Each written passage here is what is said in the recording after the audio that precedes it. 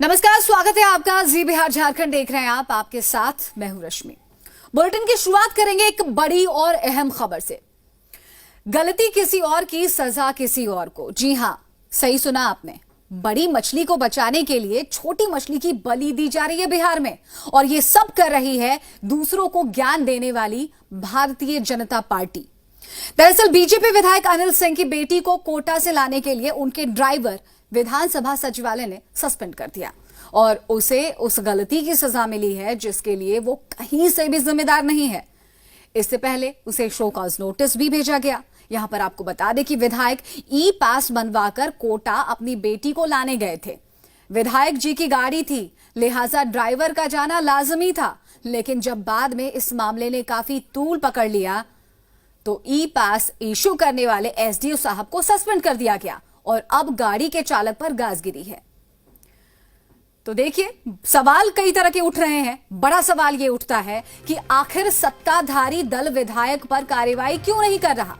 आखिर छोटे कर्मचारियों को सजा क्यों दी जा रही है? बीजेपी विधायक ने ई पास इशू कराने में अपनी रसूख का इस्तेमाल किया होगा, यह लाजमी है। तो इसमें एसडीएम और गाड़ी चालक कैसे जिम्मेदार हो सकते हैं? आखिर बीजेपी अपने विधायक को क्यों बचा रही है?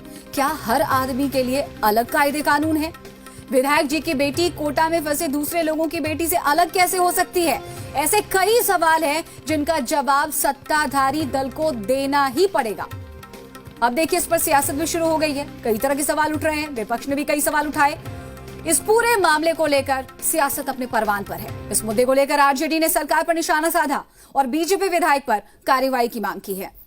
अब देखिए कैसे पूर्व मुख्यमंत्री राबड़ी देवी ट्विटर हैंडल पर गईं और सवालों के तीर दाग दिए। राबड़ी देवी ने सरकार के फैसले पर सवाल उठाते हुए कहा है कि बिहार सरकार के निर्णयों में असमानता है। जब नवादा के एसडीएम को निलंबित किया गया तो मुजफ्फरपुर के डीएम पर कार्रवाई क्यों नहीं हुई? निलंबित तो नवादा के डीएम को करना चाहिए जिन्होंने आदेश दिया। आखिर वरीय अधिकारियों ने गलती की है तो बिहार प्रशासनिक सेवा के अधिकारी के साथ भेदभाव क्यों? नियमों का उल्लंघन करने वाले बीजेपी एमएलए पर कोई कार्रवाई क्यों नहीं, बल्कि उसके गरीब ड्राइवर को सजा क्यों? बुजुर्ग चौकीदार को दंड देने वाले कृषि अधिकारी के कुकृत्य पर लीपापोती, लेकिन छोटे कर्मचारियों को सजा। सरकार का इतना पक्षपाती रवैया क्यों? बड़े अफसरों को बचाओ, छोटे कर्मचारियों को फंसाओ। तो एक बड़ा तंज सरकार पर।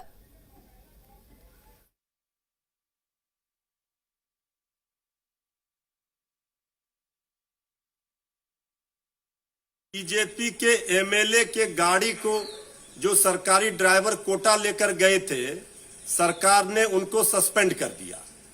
जिस अधिकारी ने नवादा के एसडीओ ने पास निर्गत किया था बीजेपी के एमएलए को पुत्री लाने के लिए कोटा से बिहार, उनको भी सरकार ने सस्पेंड कर दिया। सरकार के निर्णयों में कितनी असमानता है, कितना भेदभावपूर्ण ये निर्णय है। बीजेपी के एमएलए पर कोई कार्रवाई नहीं हुई है। जिनके कहने पर उस पदाधिकारी ने पास निर्गत किया, जिनके कहने पर सरकारी ड्राइवर कोटा गए उनकी गाड़ी को लेकर के, उन पर कोई कार्रवाई नहीं हो रही है। बिहार के बच्चे क्यों नहीं आएंगे? बिहार के रसूदार लोग के बच्चे आ जाएंगे, उनके नाम पर परमिशन मिलेगा, वो अपने बेटे बेटियों को ले आएंगे। भारतीय जनता पार्टी के विधायक अपने बच्चों को बेटियों को ले आएंगे, और आम लोग अपने बाल बच्चों को क्यों नहीं ला सकता?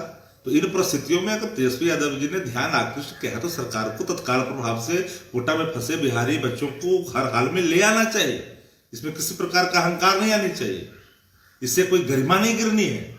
सबको ला करके स्क्रीनिंग कर करके सबको ले आने चाहिए उठा कर करके।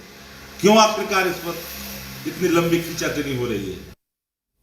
वहीं आरएलएसपी ने भी सरकार के इस फैसले पर सवाल उठाया है।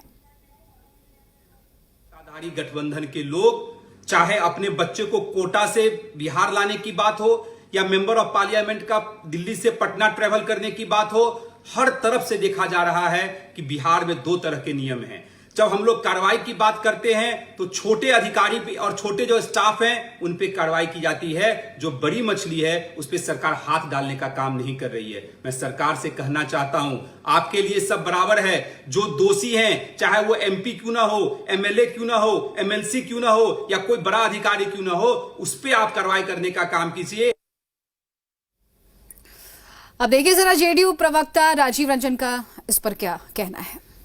अब जो तथ्य सामने आए हैं, अपने भाई की अस्वस्थता की वजह से उन्हें दिल्ली पुलिस ने एक्सट्रीम इमरजेंसी का पास जारी किया था और इसीलिए सामान्य परिस्थिति में जो बाकी लोगों की स्थितियां हैं उससे वो कहीं ना कहीं भिन्न वो प्रकरण है, इसलिए कि अपने भाई की अस्वस्थता का उन्होंने हवाला दिया था और गंभीर अस्वस्थता की वजह से दिल्ली पुलिस ने उन्हें एक्सट्रीम मेडिकल इमरजेंसी के लिए वो पास जारी किया है, इसलिए इसे अन्य मामलों के साथ जोड़ करके नहीं देखा जा सकता है।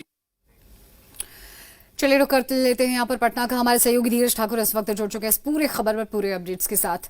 तो धीरज, सबसे बड़ी बात यह है कि ये जिस तरह से पूरी खबर सामने आई, सोशल मीडिया पर भी खूब ये खबर छाई है, तरह तरह के सवाल उठ रहे हैं, लोगों के मन में भी ये सवाल है कि क्या बिहार में वीवीआईपी कल्चर चल रहा है, कायदे कानून विशेष लोगों के लिए विशेष तौर पर है।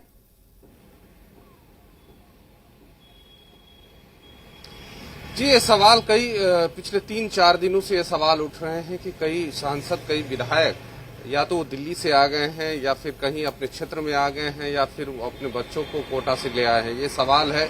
अब सवाल का उठाया जा रहा है विपक्ष की तरफ से कि जो छोटे अधिकारी हैं उनके तरफ से क्यों उनके तरफ से उन्हीं पर क्यों कार्रवाई की गई है, बड़े अफसर पर क्यों नहीं कार्रवाई की है। तो उनकी एक मांग है और सरकार ये जरूर कह रही है, सरकार के सत्ता पक्ष के ये जो लोग कह रहे हैं कि एक प्रक्रिया होती है, उस प्रक्रिया के तहत ही कोई कार्रवाई होती है जिस तरह से होता है। लेकिन मैं रश्मि एक नजर आपको दिखाना चाहता हूं कि इस सवाल क्यों उठे, लॉकडाउन के कारण, लॉकडाउन के उल्लंघन के कारण। और आज पटना की सड़कों पे आप देखिए नजारा क्या है, सिर्फ कैमरामैन आपको सिर्फ पैन कर दें और देखिए नजारा क्या है। गाड़ी, सारे गाड़ी पे कोई न कोई स्टिकर लगा होगा, सारे गाड़ियों पर कोई न कोई जाने की सवाल होगी। लेकिन आप क्या सोच सकते हैं कि क्या पटना में इतनी गाड़ियां चलना अभी के समय में ठीक है, जबकि पटना में मामले बढ़ रहे हैं लगातार? क्या इस तरह से लॉकडाउन का लोगों में मैसेज किया जाएगा? देखिए, बिना हेलमेट के भी लोग चल रहे हैं। बिल्कुल, लोगों के मन में गुस्सा होगा, आक्रोश होगा, यहाँ पर समझा जा सकता है धीरज। लेकिन जिस तरह से इस मसले पर एक के बाद एक कई मामले सामने आए, चाहे कृषि पदाधिकारी का एक अजीबोगरीब रवैया हो होमगार्ड जवान के साथ, उधर हिसुआ विधायक की अलग करतूत, और दूसरी बात यहाँ पर पूर्णिया विधायक की भी बात कर ले, तो यहाँ पर यह माना जाए कि इन तमाम विधायकों को जो वीवीआईपी पर्सनालिटी है, तो सत्ता का संरक्षण इन्हें मिला हुआ है, इनके लिए कायदे कानून कोई मायने मतलब नहीं रखते हैं।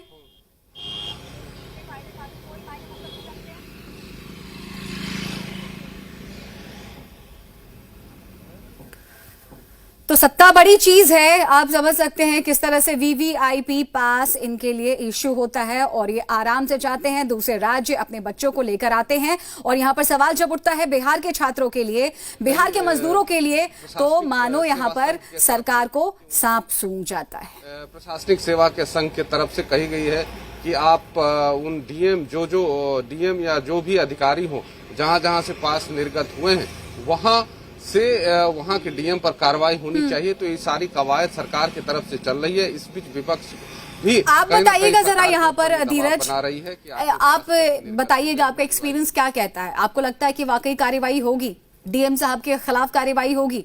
देखिए, ड्राइवर पर कार्रवाई हो जाती है, एसडीओ साहब पर कार्रवाई हो जाती है, लेकिन डीएम पर नहीं कार्रवाई होती है। जो विधायक सीधे सीधे रिस्पॉन्सिबल है उनके खिलाफ कोई एक्शन नहीं लिया जाता है। तो ये कैसे जनता बर्दाश्त कर पाएगी?